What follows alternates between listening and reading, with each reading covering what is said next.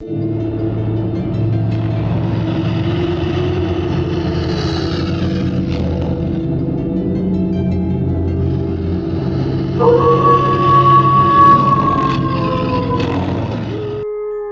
Sombeiros!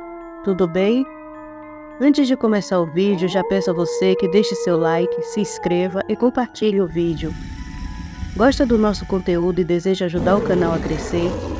Clica no botão de valeu e contribua com o que seu coração desejar. Ou seja membro. Faça parte do clube de canais. Veja qual categoria é mais confortável para você. Sem mais prosa, vamos para o vídeo. Vendo que Elisa estava encapulada, Daniel soltou as mãos dela e tentou aliviar o clima com um sorriso. Eu senti o cheiro de comida quando cheguei. Cheiro de bife e de feijão também. Sei que tem mais coisa, mas só esses dois já me deixaram faminto. Elisa sorriu ainda um pouco nervosa, mas tentando relaxar com a mudança de assunto. Muito bem, vizinho. Temos feijoada, arroz ao alho e óleo, bife acebolado e uma salada fresquinha de alface. Para beber, temos um suco gelado de acerola. E de sobremesa, pudim. Ele sorriu mais ainda, fitando-a com os olhos brilhando. Desse jeito vou acabar casando com você. Sinto que não consigo mais viver sem sua comida. E bom, sem seu jeito, sem você. As palavras de Daniel ecoaram como uma confissão inesperada. Elisa sentiu o ar faltar por um momento, o coração disparado. Nervosa, levantou-se rapidamente, com a voz ligeiramente trêmula. Não devia dizer o que não vai fazer, Daniel, só para me agradar. Sua sorte é que eu não sou mais uma adolescente deslumbrada, ou cairia na sua lábia. Ela seguiu para a cozinha, tentando disfarçar o nervosismo, mas com um sorriso no rosto. Daniel riu baixo, satisfeito com a reação dela, e a acompanhou. Na cozinha, uma mesa estava posta, e o cheiro delicioso da comida enchia o ambiente. O almoço fluiu de forma leve, com conversas casuais que os aproximavam ainda mais. Ele perguntou sobre o blog dela, e conforme a conversa avançava, deu conselhos sobre os tipos de temas que ela deveria evitar. Tem gente ruim que lida com o sobrenatural, alertou ele com seriedade.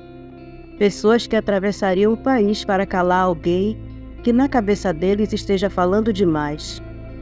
Elisa ficou visivelmente assustada, preocupada de repente com a possibilidade de estar atraindo perigo para suas histórias. Mas logo explicou com detalhes que muitas das lendas que compartilhava eram apenas causos inventados ou contados por vizinhos idosos. Daniel a escutava com atenção, achando o momento quase perfeito.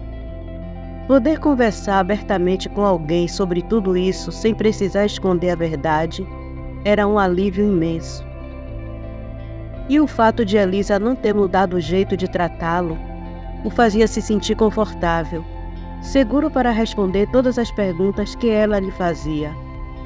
Depois de algum tempo, quando ele a tranquilizou, garantindo que ela não corria risco com o blog, Elisa, agora mais à vontade, perguntou: essa proteção que colocou na minha casa, vai mesmo manter o cani longe? Ele, fazendo seu prato pela terceira vez, sorriu antes de responder. Havia uma confiança serena em suas palavras. Ele queimou as mãos quando tocou na cerca de Dona Lucinha. Explicou. O sal grosso é um agente de purificação. Ele limpa energias negativas e cria barreiras protetoras. Quando abençoado, seu poder aumenta muito, se tornando eficaz contra entidades malignas. Você pode abençoar o sal de várias maneiras, com orações, rituais ou encantamentos. Como é um mineral ligado à terra, ele tem estabilidade e poder de proteção, e isso o torna uma arma natural contra criaturas como o cani, que estão associadas ao caos e à corrupção. Elisa o observava com admiração crescente. Cada detalhe da explicação de Daniel a fascinava, e ao mesmo tempo lhe trazia um misto de alívio e tensão. A ideia de estar protegida a confortava, mas saber que o perigo ainda rondava a deixava inquieta. E havia algo mais. A presença de Daniel, tão seguro e determinado, a fazia se sentir dividida entre a curiosidade e o medo, entre a proximidade e o desejo de manter distância. O silêncio entre eles, no entanto, não era desconfortável. Era como se, mesmo sem palavras, os dois estivessem lentamente se conectando em um nível mais profundo, compreendendo que de agora em diante suas vidas estavam inevitavelmente entrelaçadas. Elisa estava completamente fascinada com toda aquela informação. Cada detalhe parecia novo e, ao mesmo tempo, fazia sentido diante das coisas estranhas que vinham acontecendo. Mais curiosa do que nunca, ela olhou para Daniel e perguntou, quase sem perceber o entusiasmo em sua voz: "E a água benta? É realmente aquilo que vemos nos filmes? Ou tem algo mais profundo como o sal grosso?" Daniel sorriu, encantado com a curiosidade dela. Ele se sentiu satisfeito em poder compartilhar esses conhecimentos e saber que, pela primeira vez, alguém o ouvia com tanto interesse e sem medo. "A água benta é, de fato, muito mais que o que mostram os filmes", começou ele, sua voz calma e carregada de sabedoria. "É considerada um símbolo de vida, pureza e santidade. Em muitas tradições ela representa a graça divina, a presença de Deus, que são antiteses do mal. Por isso tem sido usada em exorcismos e rituais para afastar demônios e espíritos malignos. No caso dos canis do inferno, a água benta os queima, os enfraquece. Eles sentem dor porque a pureza da água sagrada é o oposto da corrupção que compõe esses seres." Elisa o ouvia com atenção, seus olhos cor de mel fixos nos dele. Cada palavra que ele dizia parecia responder a uma dúvida antiga que ela nem sabia que tinha. Daniel continuou: "Os canis do inferno são criaturas nascidas de pactos infernais, seres de pura maldade. Suas essências estão profundamente ligadas ao caos e à escuridão. E substâncias abençoadas como água benta ou sal grosso os repelem justamente porque são o oposto daquilo que eles representam." Ela estava tão absorvida por aquelas explicações que quase se esqueceu do tempo. Como ele sabia tudo aquilo? Não era só uma questão de ler ou estudar. Havia algo mais. Foi quando uma ideia lhe ocorreu. E ela olhou para ele com uma expressão mais inquisitiva. "Eu já ouvi falar que, por serem o que são, vocês não aparentam a idade que têm. Isso é verdade? Porque é muito interessante você, sendo tão jovem, saber de tudo isso com tantos detalhes. Metade dessas informações nem estão na internet." Ela sorriu um pouco nervosa. "Então, ou você estudou muito o assunto, ou é mais velho do que aparenta." Daniel riu de leve. Um som suave e genuíno. A curiosidade dela parecia encantá-lo, e a forma como ela se expressava o fazia sentir que havia encontrado alguém que realmente o compreendia. "Digamos que eu vivi o suficiente para aprender muita coisa", respondeu ele, com um olhar misterioso, mas sem perder o tom descontraído. "Minha aparência pode ser de alguém jovem, mas a verdade é que já passei por muitas experiências que a maioria das pessoas nunca sonhariam em viver. E quando você lida com o sobrenatural, aprende rápido ou morre." Daniel deu um meio sorriso, juntou o garfo e a faca dentro do prato vazio e, com um gesto tranquilo, colocou o copo de suco também vazio em cima do prato. Olhou para Elisa, que ainda o observava com curiosidade, e disse com uma leve brincadeira na voz: "Vou te contar, mas espero que depois de saber a minha verdadeira idade, você não comece a me chamar de tio ou senhor." Elisa riu de leve, mas ainda estava intrigada. Daniel então continuou com um tom mais sério: "O que você ouviu falar é verdade. Eu sou bem mais velho do que aparento.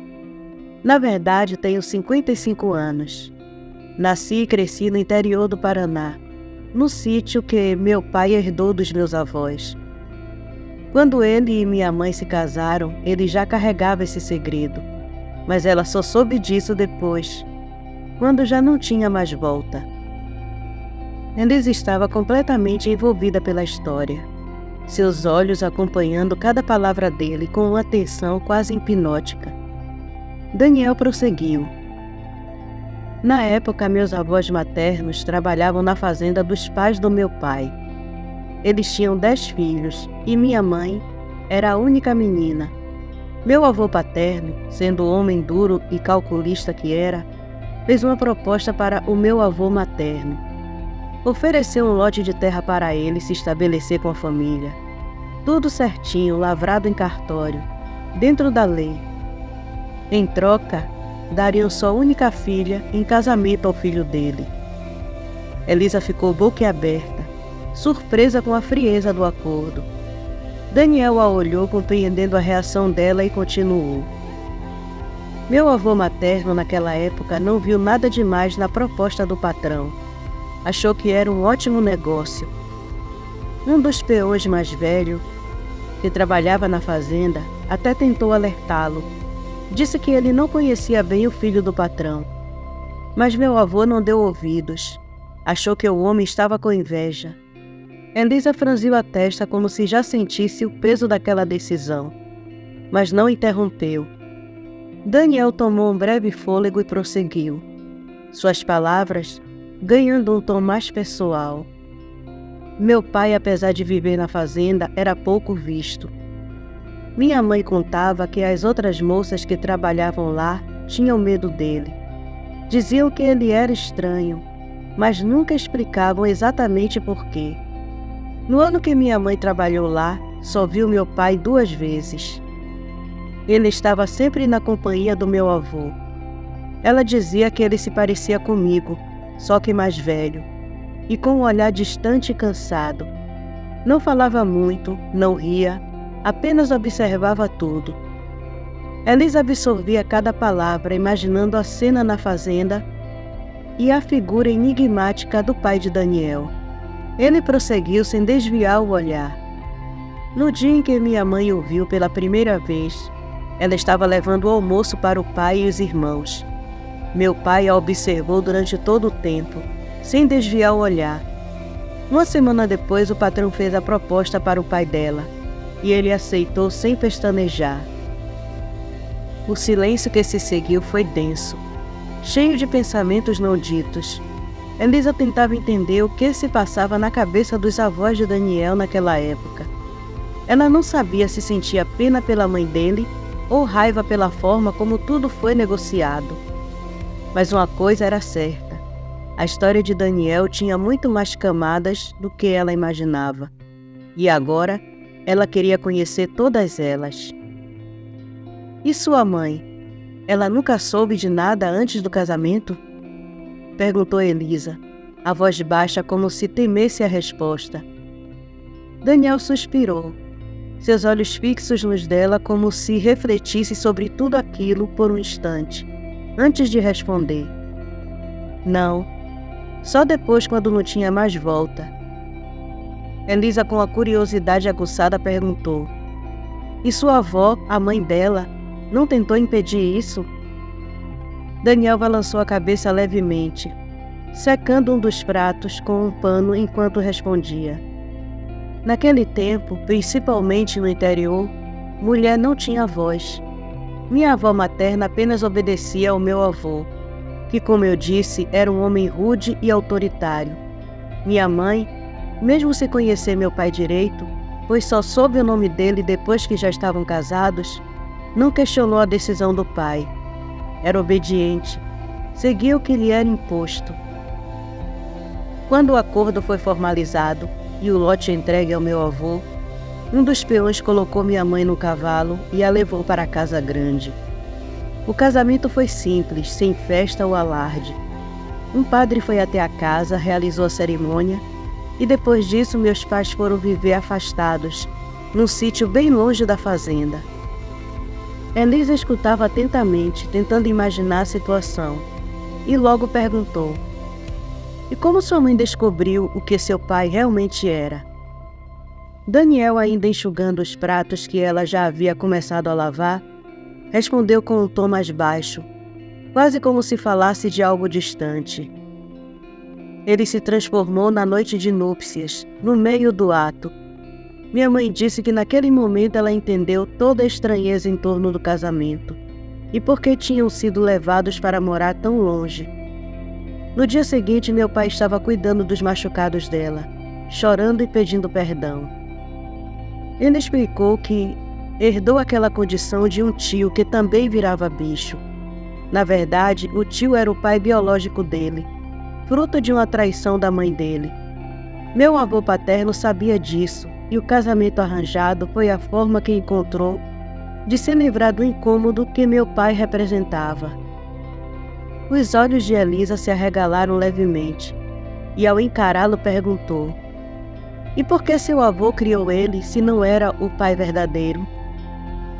Daniel parou por um momento, refletindo sobre o passado, antes de continuar. "Porque meu avô não podia ter filhos. O castigo que ele deu ao meu tio foi nunca poder ver o próprio filho. Minha avó se tornou praticamente uma prisioneira na fazenda. Ele não a maltratava fisicamente, mas a privou de qualquer direito de esposa. Ele dormia com quem quisesse, levava outras mulheres para casa e ela não podia dizer nada. Quando meu pai se transformou pela primeira vez, meu avô ficou fora de si e daí em diante só queria se livrar dele. Os pais da minha mãe foram os únicos a aceitar a proposta de casamento. Minha mãe teve pena de meu pai. Ela viu que, apesar de tudo, ele era apenas uma vítima no meio de um jogo cruel." Elisa absorvia as palavras em silêncio, seu olhar cheio de compreensão e tristeza pela história que Daniel carregava. O peso daquela história, de segredos e sofrimentos, estavam evidentes na voz dele, mas também em sua postura, como se ao mesmo tempo fosse uma parte dele que havia aprendido a suportar. "Mas por que sua avó traiu seu avô? Ele era mau com ela?" Elisa perguntou com uma mistura de curiosidade e compaixão. Daniel respirou fundo, como se revistando memórias antigas antes de responder. "Ela nunca gostou do meu avô. Na verdade, ela era apaixonada pelo irmão dele. Mas meu avô era o mais velho e a família dela decidiu casá-la com ele, mesmo sabendo que ela e meu tio já estavam de namoro. E seu pai acabou pagando o preço por isso." "Exatamente", Daniel concordou, com um leve amargor na voz. "Mas ele nunca foi cruel com minha mãe. Pelo contrário, era um bom marido. Com o tempo, ele até começou a sorrir mais e até se soltou um pouco. Mas quando eu tinha 15 anos, tudo mudou. Ele descobriu que o verdadeiro pai dele, o irmão do meu avô, e a mãe foram assassinados pelo meu avô, que depois se matou. Tudo isso aconteceu depois de ele vender a fazenda por uma ninharia, deixando só aquele sítio isolado para a gente. Meu pai perdeu a cabeça. Foi aí que ele nos atacou, transformado. Matou minha mãe e depois veio para cima de mim. Eu só sobrevivi porque minha mãe guardava uma espingarda atrás da porta. Não tive escolha. Tive que atirar nele para não acabar como ela." Ele parou por um momento, os olhos distantes, revivendo o horror daquela noite. "Depois disso, saí pelo mundo sem rumo, vagando como um cão sem dono, sem saber o que fazer da vida. Fui de lugar em lugar, perdido, até chegar aqui em Pernambuco, onde fui salvo por um ser das matas. Hoje consigo me controlar, mesmo quando..." Daniel hesitou, sua voz falhando por um instante. Ainda que já tivesse revelado sua natureza a ela, parecia difícil continuar. Elisa percebeu a hesitação e, sem dizer nada, parou de lavar os pratos, secou as mãos e segurou suavemente no braço dele. Seus olhos encontraram os dele, cheios de confiança e compreensão. "Não tenha medo de mim", disse ela, com um leve sorriso. Sei que vou me assustar quando te ver na outra forma. É inevitável. Tudo isso parece irreal, mas sei que você não vai me fazer mal. Se você ficar por aqui, eu vou acabar me acostumando. Daniel apertou a mão dela, surpreso pela sinceridade em suas palavras, e com um sorriso de alívio disse: só irei embora se você me pedir, e mesmo assim, apenas se eu souber que minha partida vai te deixar segura. Elisa desviou o olhar tímida, sem coragem de encará-lo diretamente. Com um sorriso suave olhando para a pia, ela respondeu: se depender de mim, você fica para sempre. Sei que nos conhecemos há pouco tempo, mas é bom não estar só. Esta casa tem muitas lembranças, algumas boas, outras nem tanto. Mas quando estamos sozinhos, parece que as lembranças tristes é que insistem em ficar. Havia algo no ar, uma conexão que transcendia o tempo curto que haviam passado juntos. Ambos sabiam que, de alguma forma, suas solidões haviam se encontrado. Daniel ficou em silêncio por algum momento, imerso em seus próprios pensamentos. Ele compreendia bem o que Elisa estava sentindo, pois já havia vivido algo parecido. Quando vagava sozinho pela mata, nas noites escuras e solitárias, a única lembrança que o atormentava era o do ataque de seu pai. Os bons momentos que havia tido com ele antes de sua loucura pareciam ter desaparecido, como se nunca tivessem existido. No entanto, desde que se mudara para aquela casa, algo havia mudado. Aos poucos, as memórias felizes de sua infância, os momentos em família, começaram a ressurgir, trazendo um raro conforto que ele não sentia há muito tempo. Depois de terminarem de limpar a cozinha, Daniel olhou ao redor. Sem dizer mais nada, seguiu para o seu quarto. Ele precisava de um tempo para si, para processar tudo o que havia compartilhado.